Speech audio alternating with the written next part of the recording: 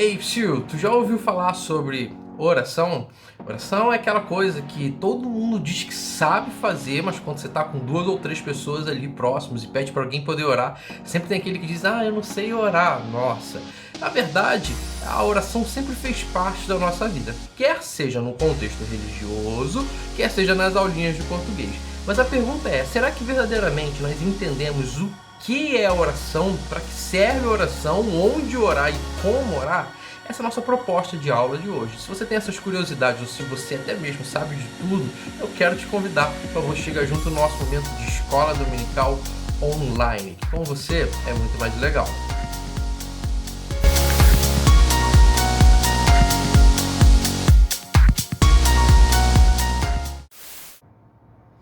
Ei, Psyu, bom dia, boa tarde, boa noite, pessoa queridinha, agradável e simpática. A gente está iniciando mais um momento de escola dominical online e completamente feliz nós estamos porque você está participando de mais um momento conosco.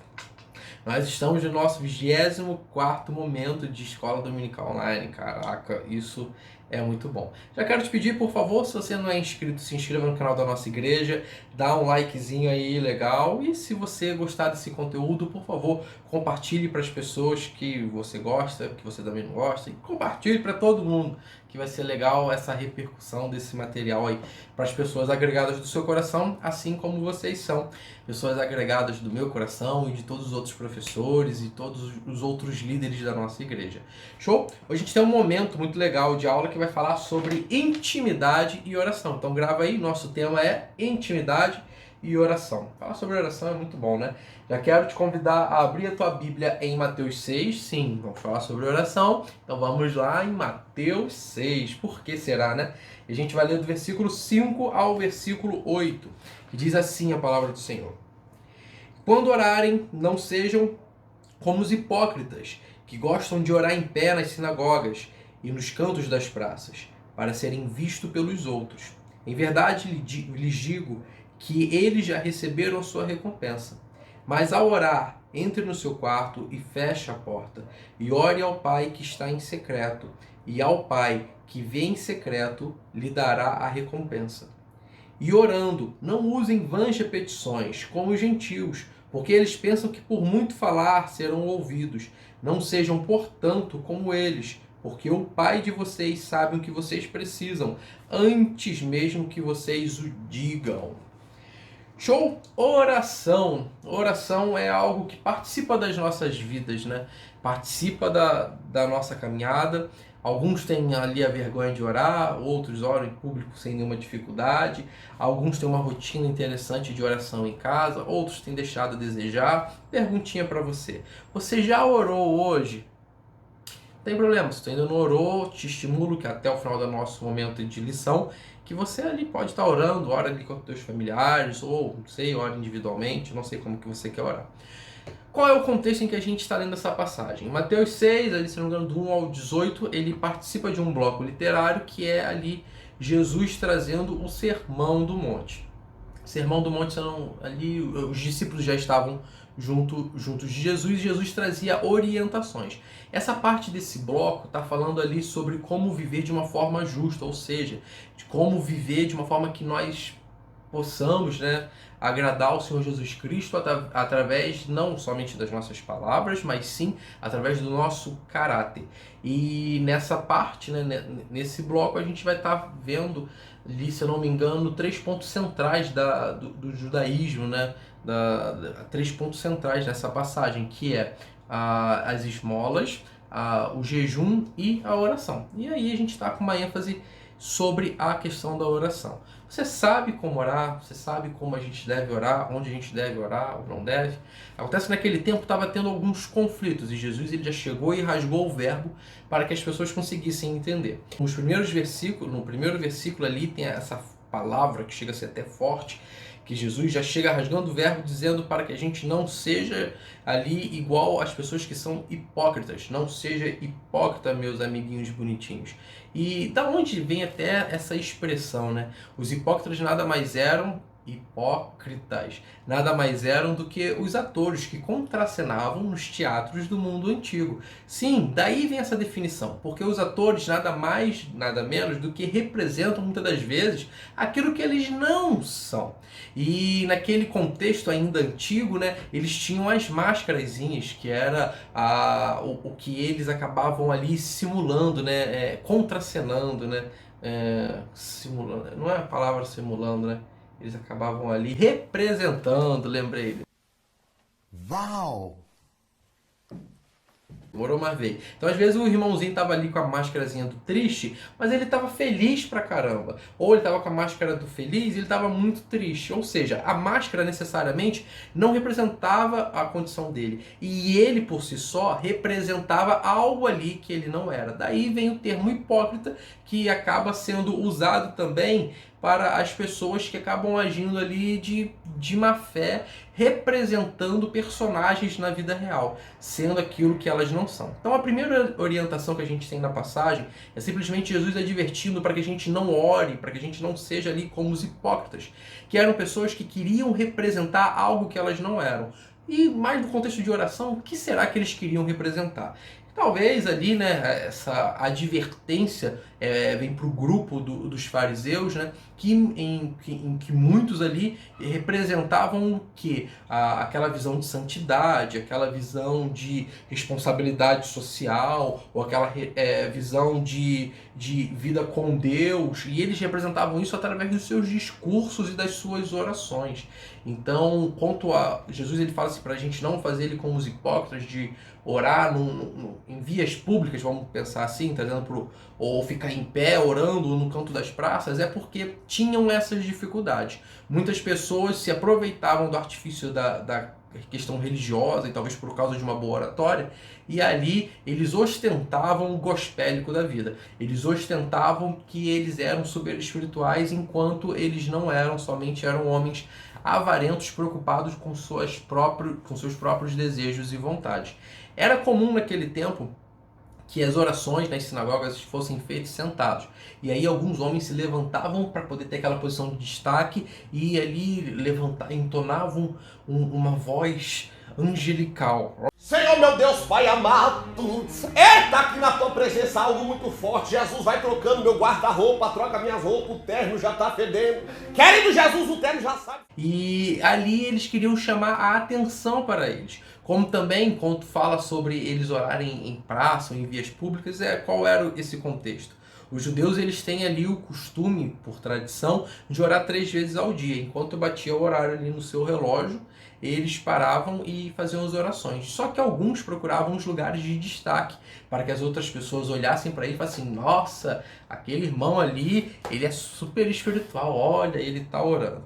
Infelizmente, essas situações não são somente exclusivas desse mundo antigo. Hoje em dia, por mais que às vezes não seja numa oração em pé ou às vezes no canto da praça, a gente percebe que existem pessoas que estão mais preocupadas com o que elas estão demonstrando do que o que elas são de verdade. E essa é a primeira orientação. E aí Jesus, ele fala assim: por favor, não faça igual essas pessoas. Seja reservado, vá para a tua casa, entre no teu quarto, tranca ali a tua porta e fica ali em secreto e fale com Deus. Necessariamente preciso entrar no meu quarto, trancar a porta. O que Jesus, ele queria deixar naquele momento é que a gente não deveria ser uma pessoa de mentira. A própria questão do simbolismo ali da porta, eu não vou dizer que é desnecessário não, porque ele é muito importante. A porta trancada, você dentro de um quarto, traz essa questão de privacidade, né? Essa questão de exclusão de um cotidiano barulhento que a gente vive. Então, quando eu entro no meu quarto, eu tranco a minha porta e eu tenho um momento de oração, eu estou entendendo que eu estou separando ali o melhor, porque eu estou me privando ali de distrações, estou me privando ali de vontades, estou me privando de um cotidiano muito barulhento para poder estar com um tempo de qualidade, conversando, me relacionando com Deus. E a intimidade nada mais é do que isso. O que é essa intimidade toda? É essa proximidade. E eu, estando num lugar separado, eu consigo valorizar na minha caminhada espiritual, na minha caminhada cristã, que eu desejo ter com o Senhor Jesus Cristo essa intimidade. Então, assim, é uma dicasinha. Você já experimentou orar num lugar onde você estiver, não vou dizer isolado, trancado, não necessariamente às vezes precisa estar trancado, mas você já experimentou ter um momento de qualidade em oração? Se já experimentou, coloca nos comentários abaixo como é que foi. Você tem algum testemunho de oração baseado nessa situação que você viveu? Deus ministrou algo no teu coração? Como é que foi poderoso? Como é que os nossos irmãos, né? Foi forte? Foi céu na terra? Comenta com a gente aí, compartilhe suas experiências. Mas isso se faz necessário, a gente ter um momento de qualidade com Deus.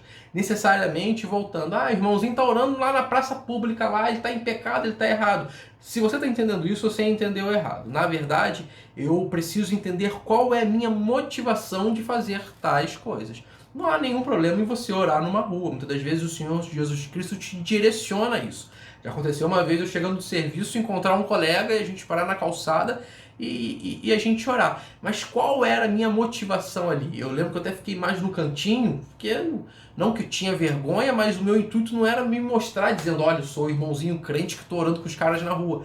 Não era esse desejo. Foi algo que Deus ministrou nos nossos corações e ali aconteceu. Mas muitas das vezes a gente cria até momentos, né, para poder dizer, olha como eu sou espiritual. É como, tipo, você tá naquele culto lá de oração, tu pega lá, fecha os olhos, levanta a mãozinha e tira aquela selfie ali orando.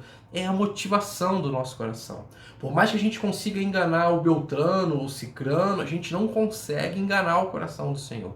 E ele fala, olha, o que esses homens eles queriam ganhar de recompensa, eles ganharam, que é o aplauso, talvez a veneração das outras pessoas. Mas sobre mim, eu não tenho nada a entregar para eles. Eu entrego para aquele que é íntimo, que está ali em secreto, que conversa comigo, que não tem vontade de ser ali o bambambam, de se mostrar. Aquele ali eu entrego, eu conheço o coração dele. Então, a minha motivação sobre a minha oração, ela vai dizer muito de quem verdadeiramente eu sou. O outro ponto ali muito interessante da leitura, e que gera até muitas discussões, é sobre as vãs repetições. A gente até se preocupa muito com as repetições do que o ser vão ou não, né? Ser vão, ser vã, ser vã. Nossa, complicado. A gente tem a preocupação muitas das vezes na quantidade das repetições, mas não na inutilidade do que eu estou repetindo. E ali a ênfase principal, enquanto no primeiro momento ali que a gente fala sobre o orar em público, a gente está falando sobre os fariseus, os religiosos do tempo, nesse contexto das vãs repetições, a gente está falando diretamente com as pessoas de tradições pagãs, que tinham ali o costume, né, de repetir, de usar as mesmas palavras como forma de mantras, né, para poder acordar ou conseguir algum favor das suas divindades. Um exemplo que a gente vê disso até na Bíblia é quando a gente vai lá em Elias, quando enfrenta os profetas de Baal. A gente vai ver que eles preparam ali o sacrifício, e eles começam a gritar para que Baal ele acorde, não, né? Para que Baal ele mande fogo, manda fogo, e eles se frustram e até Elias começa a zombar deles para que eles falassem mais alto, porque talvez Baal não estivesse ouvindo, e eles fazem. Qual era o entendimento dessas pessoas de culturas pagãs? Eles tinham entendimento de, conforme a quantidade de vezes eles pedissem ali, por essa insistência, eles conseguiriam ali algum favor. Enquanto, na verdade, o Senhor Jesus Cristo ele até traz para a gente o entendimento que não é por uma questão de repetição, mas sim por sinceridade de coração. Eu preciso entender que na oração eu estou gerando um relacionamento. Por mais que eu tenha ali as minhas necessidades, que eu faça as minhas petições, eu preciso entender que nesse relacionamento de oração, a principal coisa que eu aprendo é que eu sou pequeno e que eu dependo de alguém que é muito maior, que é o Senhor Jesus Cristo nas nossas vidas. Mas falando sobre oração, quem nunca se sentiu indigno ou impuro de fazer uma oração? Ou quem nunca usou isso como uma justificativa? E sobre isso é bem interessante, até a própria referência, que a gente poderia iniciar a oração de diversas formas, como por exemplo, Jesus poderia falar assim, quando você for orar, ore assim: Ó grande celeste Deus, ó imudigno e onipotente, onisciente, onipresente, ou então grande administrador de todas as coisas, Deus repleto de sabedoria. Mas não, ele simplifica e traz um ar de proximidade muito grande. Ele fala assim: quando for orar, ore assim: Pai Nosso. Eu sei que para muitos o contexto de pai pode ser algo desassociado de uma família perfeita, de uma família ideal ou de uma família funcional. Mas não tem como negar que uma família funcional, ela acontece com a presença do pai. O filho se sente confortável, o filho se sente seguro na presença do pai.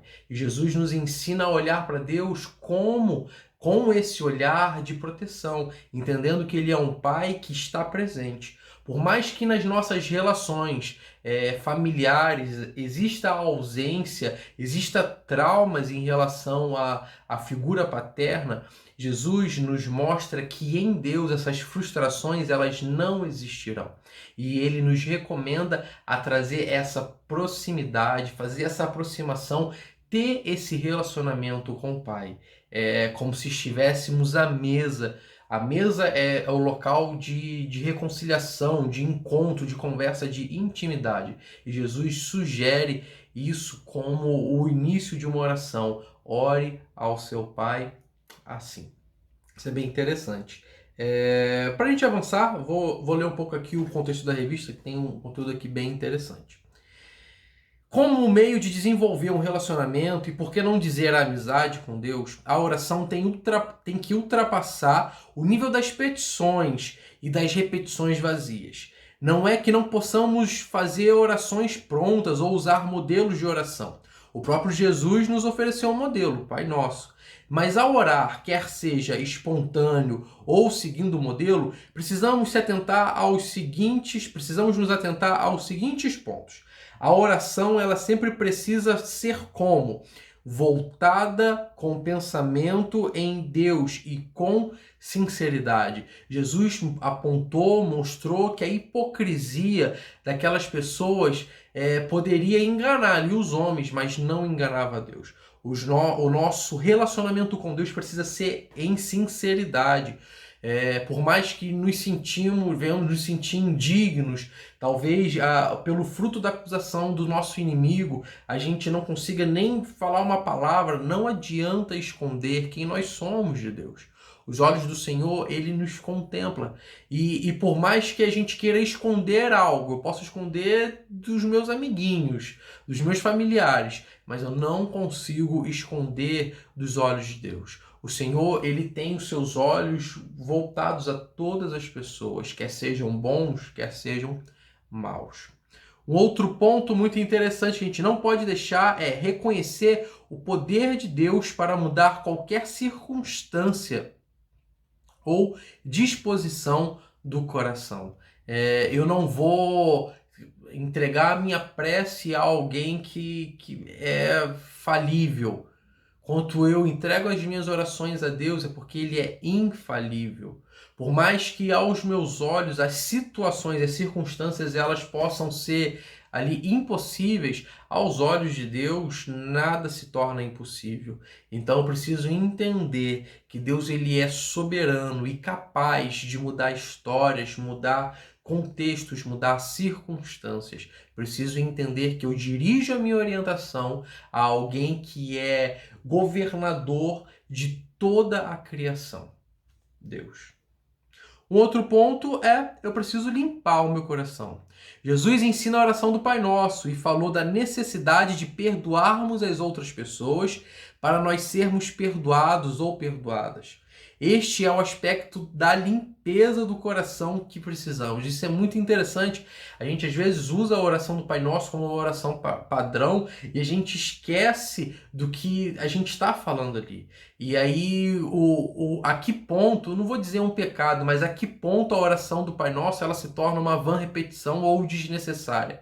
Quanto eu uso ela de uma forma mecânica. Eu preciso sim entender que eu preciso refletir naquilo que eu estou falando. E até a própria questão das ofensas, a questão dos pecados, a questão do perdão. Conforme eu entrego o perdão, conforme eu perdoo, conforme eu libero, assim o Senhor, Ele faz comigo. Então, se eu quero ser perdoado pelo Senhor Deus, isso é muito legal e muito didático.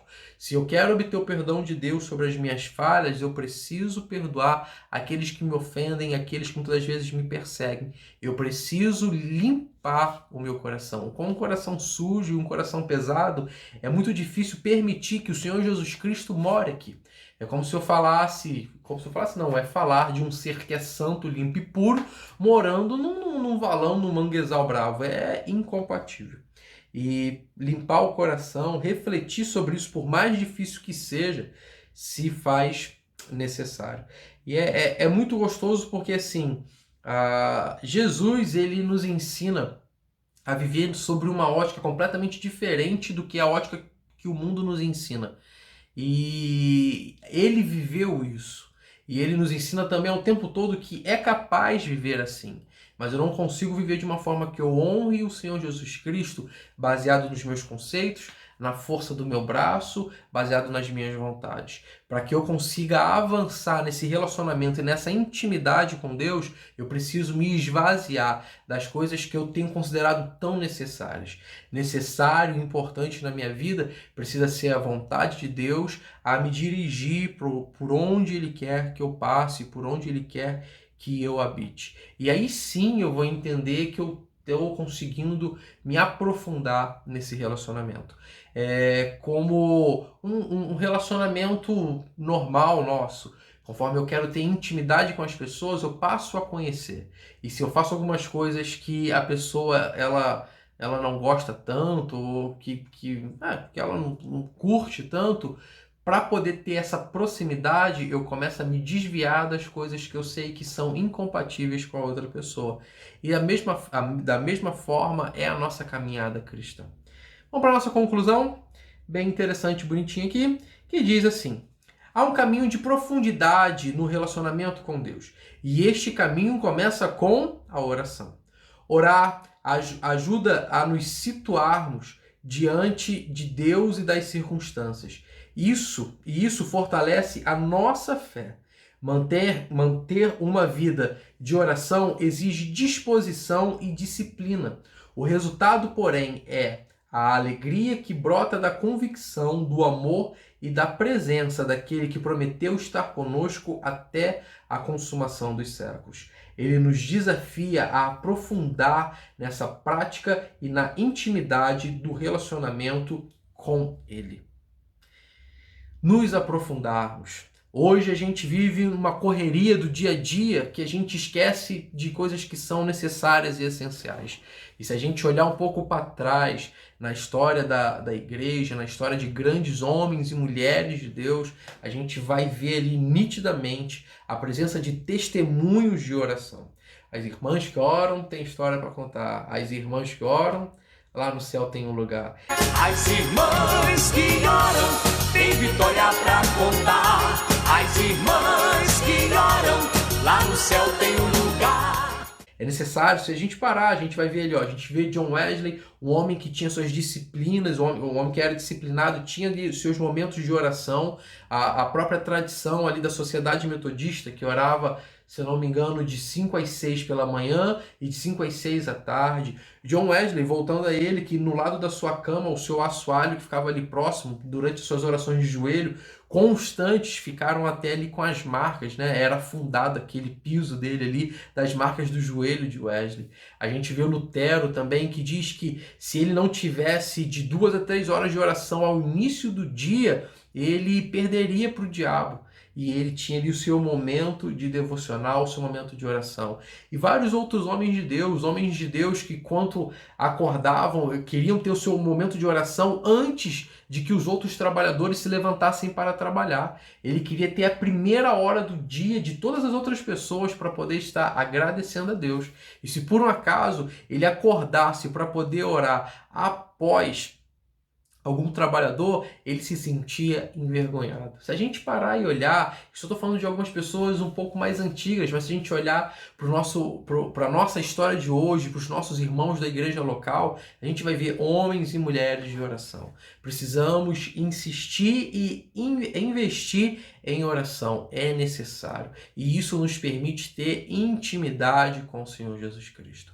Somente Jesus sabe as dificuldades que a gente tem passado.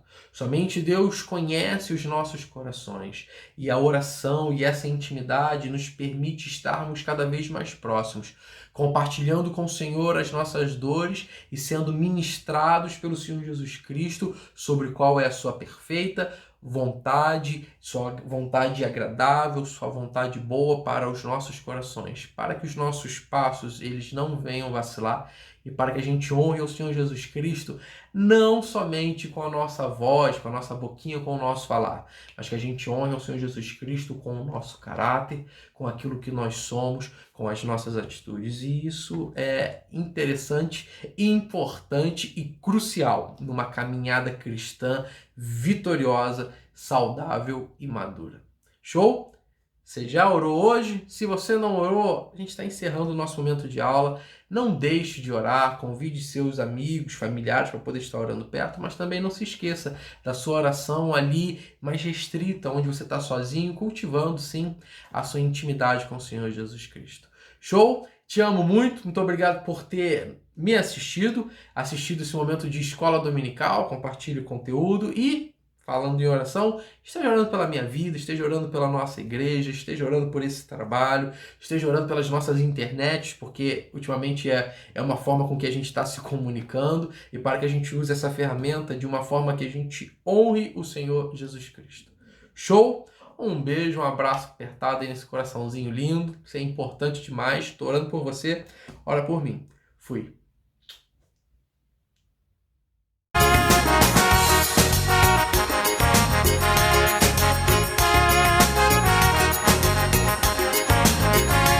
As irmãs que oram, tem vitória pra contar. As irmãs que oram, lá no céu tem um lugar. As irmãs que oram, tem vitória pra contar. As irmãs que oram, lá no céu tem um lugar. Ela ora na cozinha, lá na beira do fogão. Se está lavando roupa, ela fica em oração. O diabo não aguenta, tenta ela provocar. Jesus manda fogo nele, o inimigo vai embora lá da glória sem cessar. As irmãs que oram, tem vitória pra contar. As irmãs que oram, lá no céu tem um lugar.